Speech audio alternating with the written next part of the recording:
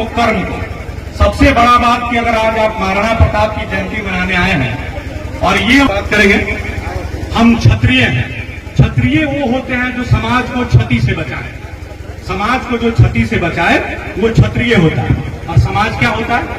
समाज में वो तमाम लोग होते हैं जो किसी जाति से आते हों या किसी भी संप्रदाय से आते हों। महाराणा प्रताप किसी जात के नहीं, किसी एक जात के नहीं, पूरे जमात के नेता थे और उनको ऐसे ही बने रहने दिया जाए, इसीलिए वो हमारे आदर्श हैं और इसीलिए हम उनको मानते हैं।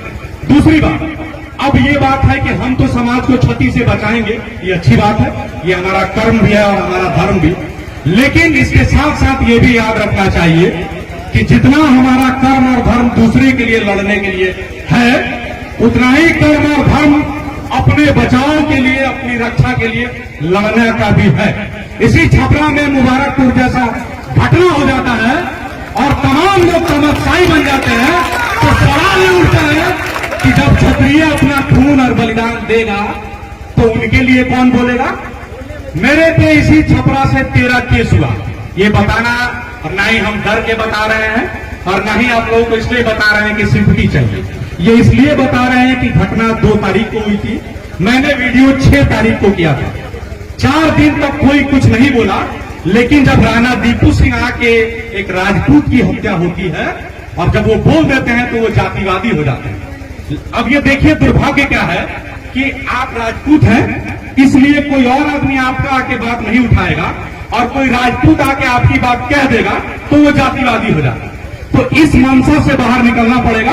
बाकी नीरज बबलू भैया यहाँ चीफ गेस्ट, मेरे कहने पे तो नहीं कहूंगा, मैं उनको बार बार इसलिए कह रहा था कि नीरज भैया एकमात्र शख्स थे जो छपरा से तो नहीं थे लेकिन वहां पहुंचे थे और अपनी बात को पुरजोर तरीके से कहे थे। तो भैया प्रणाम भैया और अभिवादन भी।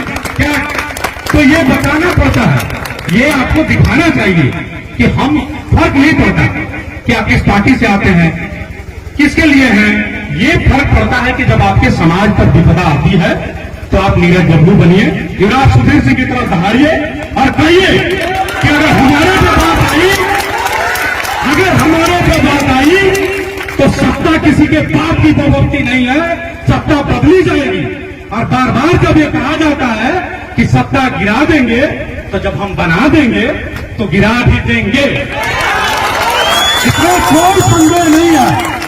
आपके इसी छपरा, आप सोचिए, मेरा घर चंपारण है, मैं इस आयोजन को पुरजोर तरीके से देखने की कोशिश कर रहा था।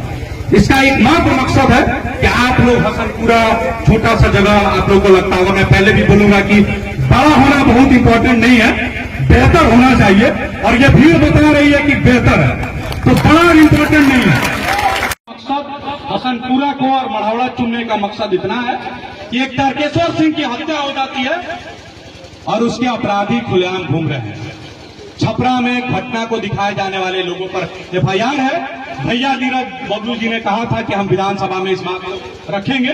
इस मंच से हम पुनः उनसे आग्रह करेंगे कि भैया लड़ाई खत्म हो जाती है, लेकिन लड़ाई के बाद का जो चोटिल हो जाता है, जो जेल चला जाता है, उसके परिवार के प्रति हमारी जिम्मेदारी और बढ़ जाती है। क्योंकि एक भाई अगर हम कहते हैं कि चलो कल चलना है, 50 भाई हमारे पीछे तैयार हो जाता है। राणा दीपू सिंह सक्षम है, तो 10 को केस होता है तो झेल लेते हैं, पैसा भी है। लेकिन वो जो 10 भाई मेरे वजह से आया था और उस पर केस हो गया और उसका परिवार परेशान है, तो ये मेरी जिम्मेदारी है कि उसके लिए हम लोग खड़े हो जाए। इसलिए हम आपसे फिर से निवेदन करेंगे कि छपरा में उस मुबारकपुर में जिन तमाम भाइयों पर FIR हुआ, उनके लिए आप बात रखिए विधानसभा में। हम तमाम जो भी लोग हैं, चाहे सुधीर भैया, अरुण जी हो, तमाम हमारे जो भी बड़े बुजुर्ग हैं, उनसे हम कहेंगे कि उनकी बात को आप रखिए। वो निर्दोष है, अपनी बात को अगर रखना गुनाह है तो फिर मैं मानता हूं कि ये लोकतंत्र नहीं है। अगर ये लोकतंत्र है और लोकतंत्र का ये मंदिर जिंदा है तो आप अपनी बात को रखिए कि हमारी बात को रखने वाला अपराधी तो नहीं हो सकता है कम से कम। दूसरा, तारकेश्वर सिंह की हत्या हुई है, अपराधी खुलेआम घूम रहे हैं। नाम मंच से नहीं लेंगे, लेकिन हम आपसे जरूर कहेंगे कि इस मंच से हम आप लोगों की हिम्मत से कहेंगे कि इस लड़ाई को भी पुरजोर तरीके से लड़ी जाएगी और उसको अंजाम तक पहुंचा के दम लिया जाएगा। तारकेश्वर सिंह के हत्यारों को सजा दिलाई जाएगी। अब अगला